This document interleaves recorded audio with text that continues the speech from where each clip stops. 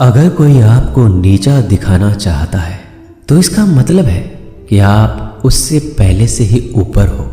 जिंदगी जीने के लिए मिली है, इससे लोग क्या सोचेंगे यह सोचने में बर्बाद मत करो। किसी के बुरे वक्त में उसका हाथ पकड़ो, सहारा दो, उसे हिम्मत दो, क्योंकि बुरा वक्त थोड़े समय में चला जाएगा लेकिन वह आपको दुआ जिंदगी भर देता रहेगा। मनुष्य सुबह से शाम तक काम करके उतना नहीं थकता जितना चिंता और क्रोध के एक क्षण में थक जाता है। संबंध परमात्मा से अच्छे बना लो तो तुम्हें किसी की जरूरत नहीं पड़ेगी। तुम खुद सबकी जरूरत बन जाओगे। सलाह देने तो हजारों आते हैं लेकिन जब साथ देने की बारी आती है तो केवल भगवान आते हैं। जीतने के बाद तो सारी दुनिया गले लगाती है, क्योंकि जो आज आपके साथ है वह कल आपके खिलाफ हो सकते हैं। बिना मतलब के कोई आपकी इज्जत नहीं करेगा, लेकिन खुद को इतना काबिल बनाओ कि लोग बिना मतलब के भी आपका इज्जत करें। भगवान कहते हैं सोने से पहले तुम सबको माफ कर दिया करो और तुम्हारे जागने से पहले मैं तुम्हें माफ कर दूंगा। भगवान ऑक्सीजन की तरह है जिन्हें आप देख नहीं सकते, लेकिन उसके बिना आप रह भी नहीं सकते। कोई और तुम्हारी मदद नहीं कर सकता, अपनी मदद स्वयं करो। आप खुद के सबसे अच्छे मित्र हैं और सबसे बड़े दुश्मन भी। इंसान तब समझदार नहीं होता जब वह बड़ी बातें करने लगे, बल्कि समझदार तब होता है जब वो छोटी छोटी बातों को समझने लगे। आप किस समय सही थे इसे कोई याद नहीं रखता, लेकिन आप किस समय गलत थे ये सब याद रखते हैं। सब दुख दूर होने के बाद ही मन प्रसन्न होगा। यह आपका भ्रम है। मन प्रसन्न रखो, सब दुख दूर हो जाएंगे। यह हकीकत है। किसी भी व्यक्ति की कोई भी बात बुरी लगे तो दो तरह से सोचो। यदि व्यक्ति महत्वपूर्ण है तो भूल जाओ, और बात महत्वपूर्ण है तो व्यक्ति को भूल जाओ।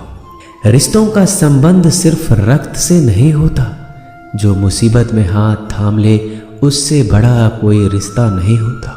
भगवान कहते हैं तुम सब कुछ मुझे सौंप दो, सारा दर्द परेशानी, और बिल्कुल हल्के होकर मुझे याद करो। धीरे धीरे तुम्हारा जीवन बदल जाएगा।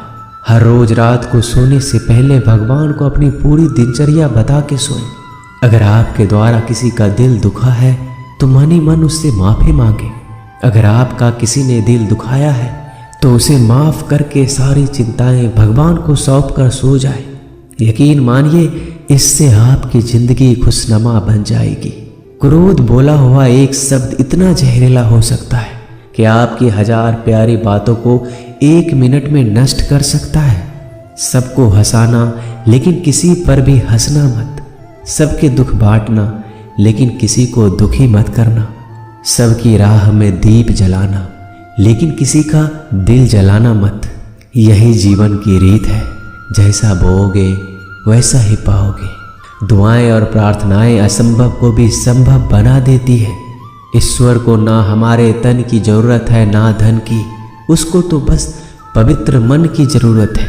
इसलिए वो हमें कुछ भी छोड़ने के लिए नहीं कहता, बस कहता है बच्चे मन से विकार छोड़ो, गंदे विचार छोड़ो। जो आने वाला है वो हमेशा गुजरे हुए कल से बेहतर होगा।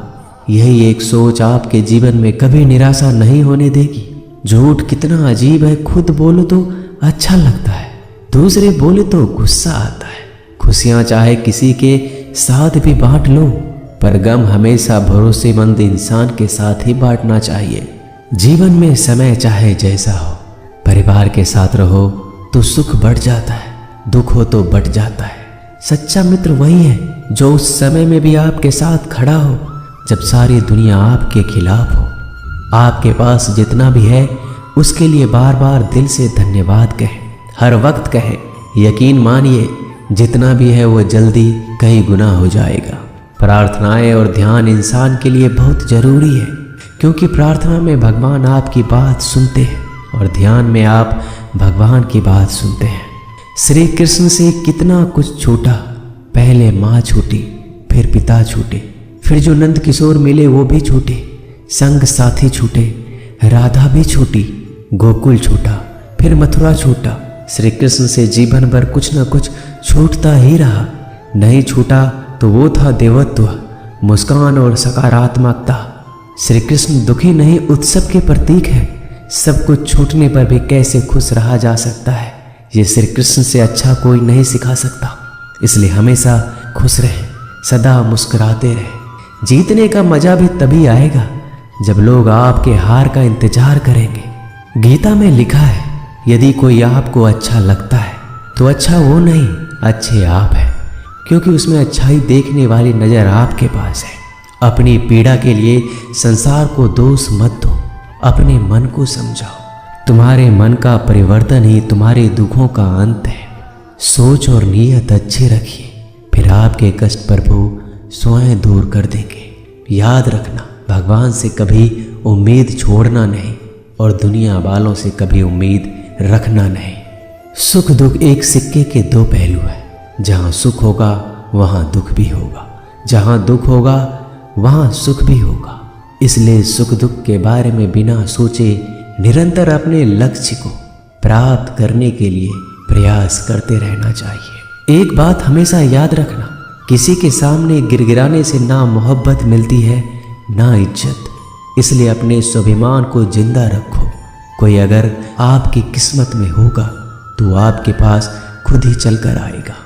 दूसरों को हराने का मौका मत दो, बस खुद को आगे ले जाने की जिद पालो। कभी हार ना मानने की आदत ही एक दिन जीतने की आदत बन जाती है। सिर्फ दो चीजें मनुष्य के भाग्य का निर्माण करती है।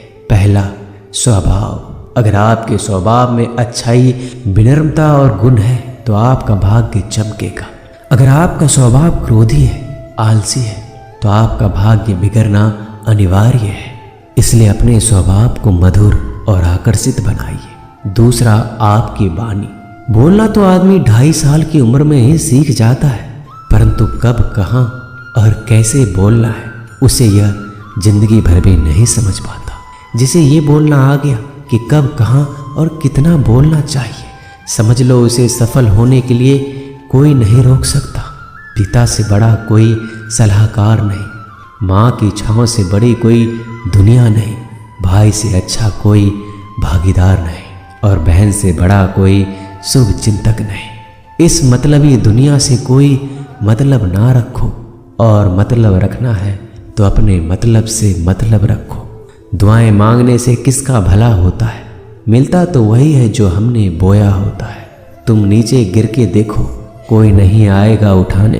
तुम जड़ा उड़कर तो देखो, सब आएंगे गिराने। एक बात हमेशा याद रखना, अगर शराब की दुकान पर बैठकर दूध पियोगे तो तुम्हें शराबी का ही दर्जा मिलेगा, और किसी मंदिर में बैठ के पानी भी पियोगे तो तुम्हें एक संत का दर्जा दिया जाएगा। इसलिए आप किसके साथ उठते बैठते हो ये बहुत मायने रखता है।